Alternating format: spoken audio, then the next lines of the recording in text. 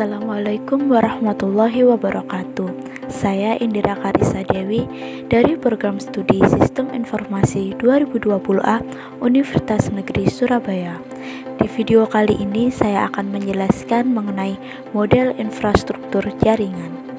Berikut pokok bahasan yang saya akan jelaskan. 1. Definisi jaringan komputer. 2. Data center. 3. Pembagian jaringan. 4. Topologi jaringan. Yang pertama, kita akan membahas mengenai jaringan komputer. Apa itu jaringan komputer? Jaringan komputer adalah dua atau lebih perangkat komputer yang saling terhubung atau terkoneksi antara satu dengan yang lain dan digunakan untuk berbagai sumber data. Terdapat dua jaringan, yaitu jaringan terpusat dan jaringan terdistribusi. Jaringan terpusat yaitu jaringan yang terdiri dari komputer klien dan komputer server, di mana komputer klien bertugas sebagai perantara dalam mengakses sumber informasi atau data yang berasal dari komputer server. Sedangkan jaringan terdistribusi merupakan hasil gabungan dari beberapa jaringan terpusat sehingga memungkinkan beberapa komputer server dan klien dapat saling terhubung dan membentuk suatu sistem jaringan. Pada pokok bahasan yang kedua yaitu data center. Data center adalah sebuah fasilitas yang dimanfaatkan untuk menempatkan sistem dan komponen-komponen komputer seperti sistem telekomunikasi dan penyimpanan data. Selain itu, salah satu fungsi data center adalah sebagai penempatan server untuk database atau website. Pada pokok bahasan yang ketiga yaitu pembagian jaringan. Terdapat 4 pembagian jaringan berdasarkan jangkauan geografis. Yang pertama yaitu PAN, Personal Area Network, merupakan jaringan komunikasi antar satu perangkat dengan perangkat lainnya dengan jarak yang sangat dekat, yaitu hanya dalam beberapa meter saja. Contoh penggunaan jaringan PAN yaitu menghubungkan HP dengan laptop menggunakan Bluetooth. Yang kedua yaitu jaringan LAN atau Local Area Network, adalah media transmisi atau sistem bersama serta rangkaian hardware atau software untuk menghubungkan perangkat komputer. Jaringan LAN adalah jaringan yang mencakup wilayah yang kecil hanya seberapa meter saja, misalnya sekolah, kantor, dan warnet. Yang ketiga yaitu MAN, Metropolitan Area Network, adalah jaringan komputer yang mencakup antar kota dan transfer data yang berkecepatan tinggi. MAN menghubungkan berbagai suatu lokasi seperti pemerintahan, kampus, perkantoran, dan lain sebagainya. Yang keempat adalah WAN, Wide Area Network, adalah jaringan yang memiliki jarak geografis yang sangat luas sekali karena mencakup sebuah negara dan benua dan menggunakan satelit. WAN menggunakan sarana fasilitas transmisi seperti telepon, kabel bawah laut, ataupun satelit. Terdapat dua pembagian jaringan berdasarkan aksesnya, yaitu internet dan intranet. Berikut adalah perbandingan antara internet dan intranet. Pertama, dari segi jaringan komputer.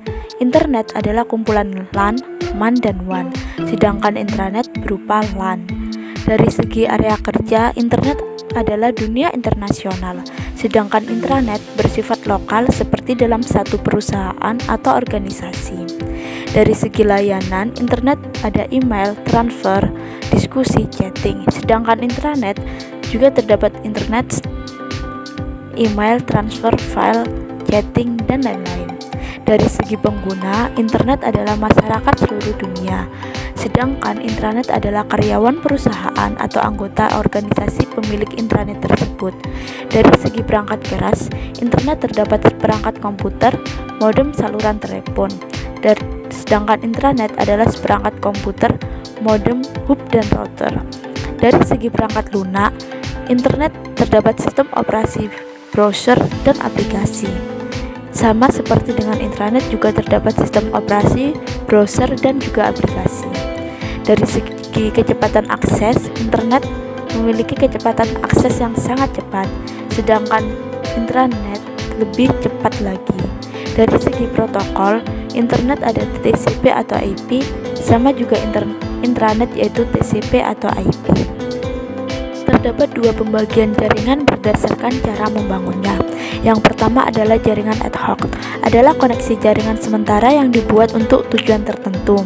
Ad hoc termasuk ke dalam satu dari sekian banyak jenis WLAN atau Wireless Local Area Network yang berisi sekumpulan node agar bisa berkomunikasi atau berbagi antara satu dengan yang lain.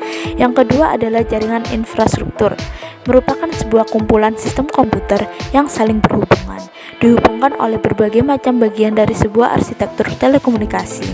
Secara khusus, infrastruktur ini mengacu pada organisasi dan berbagai bagian konfigurasi dari jaringan komputer individu sampai pada router, kabel, wireless access point, switch, backbone network, protocol, and network access methodologies. Terdapat dua pembagian jaringan pada penggunaan kabel. Yang pertama adalah jaringan kabel atau wired network, sebuah jaringan yang berfungsi untuk satu komputer dengan komputer lain. Diperlukan penghubung berupa kabel jaringan. Kabel jaringan berfungsi dalam mengirim informasi dalam bentuk sinyal listrik atau komputer jaringan. Berikut salah satu kelebihannya, yaitu relatif murah dan tingkat keamanan relatif tinggi. Sedangkan salah satu kelemahannya yaitu jangkauan dan akses klien sangat terbatas dan juga susah jika ada perluasan jaringan. Yang kedua yaitu jaringan nirkabel atau wireless network. Jaringan nirkabel ini sering dipakai untuk jaringan komputer baik pada jarak dekat maupun pada jarak jauh. Jenis jaringan yang populer dalam kategori jaringan nirkabel ini meliputi jaringan kawasan lokal nirkabel dan WiFi. Salah satu kelebihannya yaitu pengurangan anggaran biaya dan pemeliharaan yang murah. Dan salah satu kelemahannya yaitu gangguan gelombang jaringan dan kapasitas jaringan terbatas. Pada pokok pembahasan yang keempat yaitu topologi jaringan. Apa itu topologi jaringan? Topologi jaringan adalah suatu cara untuk membuat sejumlah komputer saling berhubungan satu sama lain, baik menggunakan kabel maupun yang nirkabel. Biasanya tujuan topologi jaringan adalah demi kemudahan pertukaran informasi.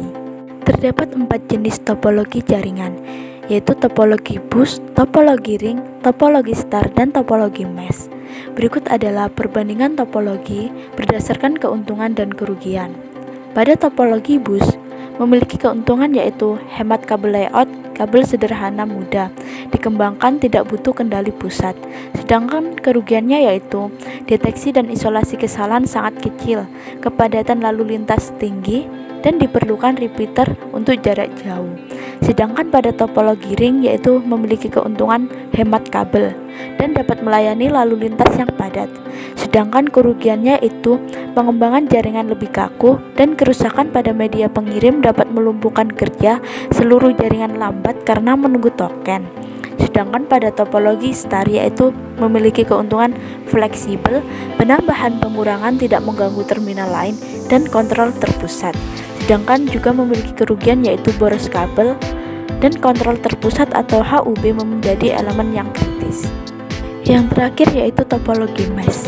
Topologi mesh adalah suatu jaringan komputer di mana bentuk koneksi antar perangkat komputer saling terhubung secara langsung satu dengan yang lainnya dalam satu jaringan. Berikut kelebihan dari topologi mesh, yaitu mampu mendeteksi kesalahan atau gangguan dalam jaringan dengan cepat, dan keamanan data yang di-sharing dalam jaringan topologi mesh dapat ditingkatkan sesuai kebutuhan. Berikut juga adalah kekurangan dari topologi mesh. Proses instalasi topologi mesh cukup rumit dan harus dilakukan oleh tenaga ahli di bidang komputer network, dan biaya perawatan topologi mesh cenderung lebih besar. Sekian penjelasan dari saya.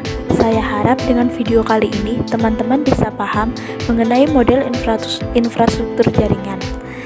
Apabila ada salah kata, saya mohon maaf. Assalamualaikum warahmatullahi wabarakatuh.